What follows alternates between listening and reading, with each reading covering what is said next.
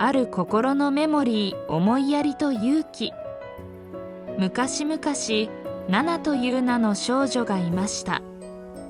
彼女はわずか9歳で空腹に耐えかねて弁当屋の弁当を盗んでしまいました。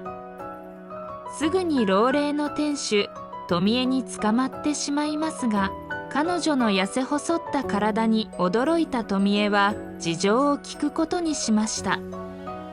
ナナの両親は外国人で1ヶ月も帰らず、食べ物もお金も尽きてしまったため、ナナは空腹のあまり犯行に及んだのです。電話も不通で、どこに行ったかもわからないという状況でした。富江はナナの痩せ細った体を見て心を痛めました。ナナちゃん、毎日ここに来て掃除を手伝ってくれないかい？その代わりに弁当をあげるよ。富江の優しい声に、ナナは驚きと感謝の気持ちでいっぱいになりました。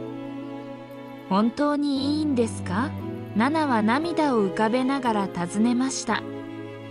もちろんさ、困った時はお互い様だよ。富江の言葉にナナは深くうなずきました。やがてナナは成長し、夜間の調理師専門学校に通い、なんとか卒業しました。小学生の頃から専門学校卒業まで、両親は行方不明のため、弁当屋の富江が後見人となり面倒を見てくれました。そして自然に休みの日の昼間はレストランを手伝うようになりました。ナナの作る料理は特別おいしいわけではないが、なぜか温かさと優しさを感じる味がしました。それは富江の手料理の味だったのです。初めて盗んだ弁当の味がナナにとって一番忘れられない味となりました。ナナは小さい頃から少し変わっていて、人の心を読むことができました。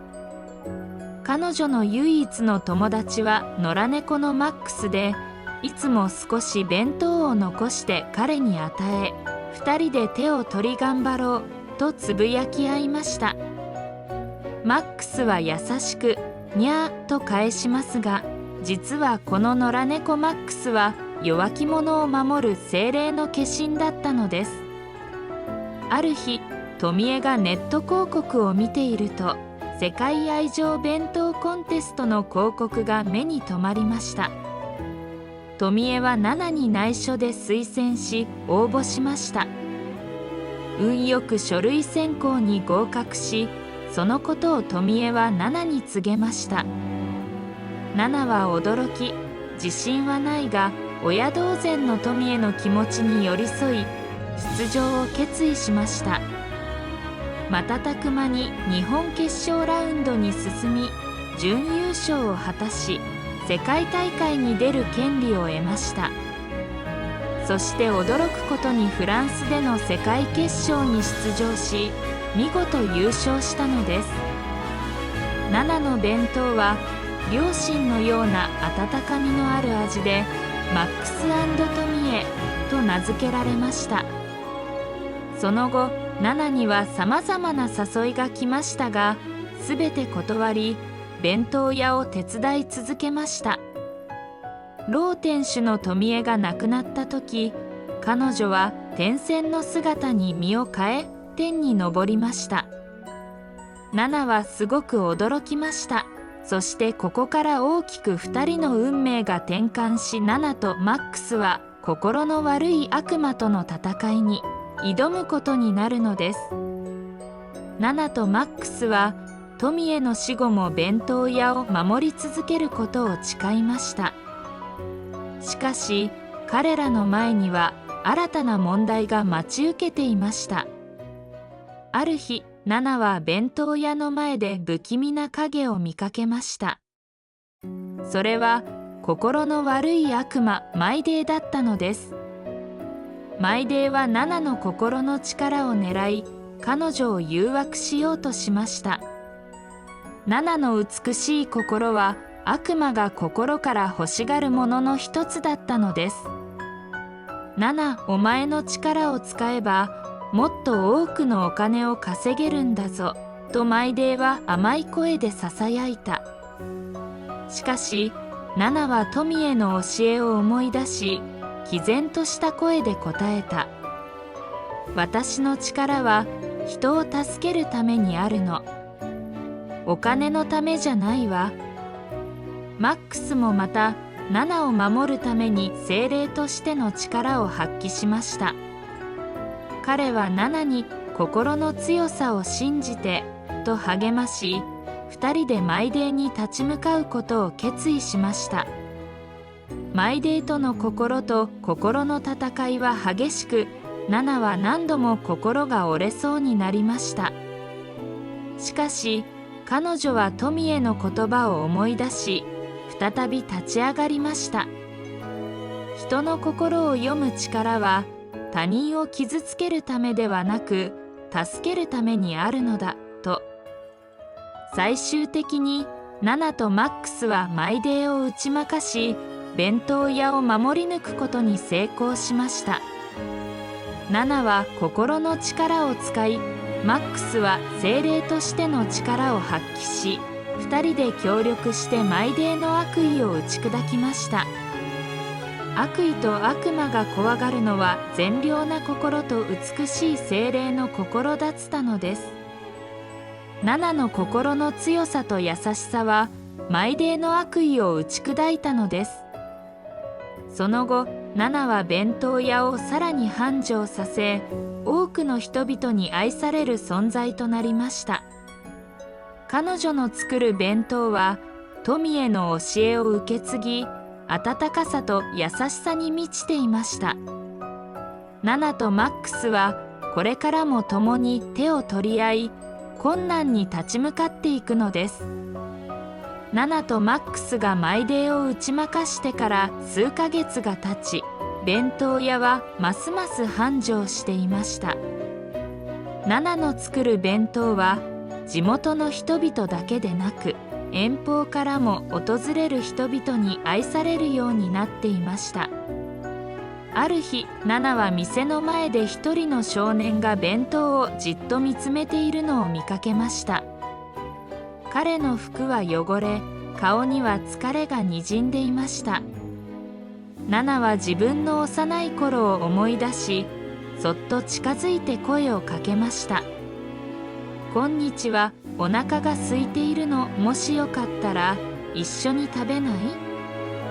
少年は驚いた表情を見せましたが、ナナの優しさに触れて涙を浮かべながらうなずきました。少年は驚きながらもナナの優しさに触れて涙を浮かべました。彼の名前はタケルで、家族を失い町をさまよっていたのです。タケルはかつて幸せな家庭に育っていましたが、突然の事故で両親を失い、親戚にも頼れずにいました。彼は食べ物を求めて町をさまよい、時にはゴミ箱を漁ることもありました。ナナはタケルの話を聞き、彼の苦しみを理解しました。ここで私の仕事を手伝ってくれない？と提案すると、タケルは喜んでその提案を受け入れました。ナナと共に弁当屋で暮らし始めたタケルは、次第に笑顔を取り戻し、ナナとマックスとの絆を深めていきました。ある日、ナナは富への残した古い日記を見つけました。その中には、富江が若い頃に経験した数々の冒険や、彼女が出会った精霊たちのことが書かれていました。ナナはその日記を読み漁るうちに、富江がかつてマイデーと戦ったことを知りました。富江は若い頃、世界を旅しながらさまざまな精霊と出会い、彼らと共に多くの困難を乗り越えてきました。ある時、彼女はマイデーという強力な悪魔と遭遇し、激しい戦いを繰り広げました。富江は自分の命を懸けてマイデーを封印し、その封印が弱まりつつあることをナナは感じ取ったのです。ナナは富江の意志を継ぎ、マイデーを再び封印する方法を探し始めました。日記には封印を強化するための古代の儀式が記されており、その儀式を行うためには特別なアイテムが必要だと書かれていました。ナナたちはそのアイテムを探すため旅に出ることを決意しました。旅の途中でナナたちはさまざまな問題に直面しました。古代の寺院を探索し、謎を解き明かし、時には新たな仲間と出会いながら少しずつアイテムを集めていきました。彼らは古代の巻物、魔法の石、そして精霊の涙など儀式に必要なアイテムを手に入れました。ナナの心の力とマックスの精霊としての力、そしてタケルの勇気が一つになり、彼らは困難を乗り越えていきました。ついに全てのアイテムを集めたナナたちは富江の弁当屋に戻り、古代の儀式を行う準備を始めました。儀式を行うためには特定の月夜の晩に特定の場所で行う必要がありました。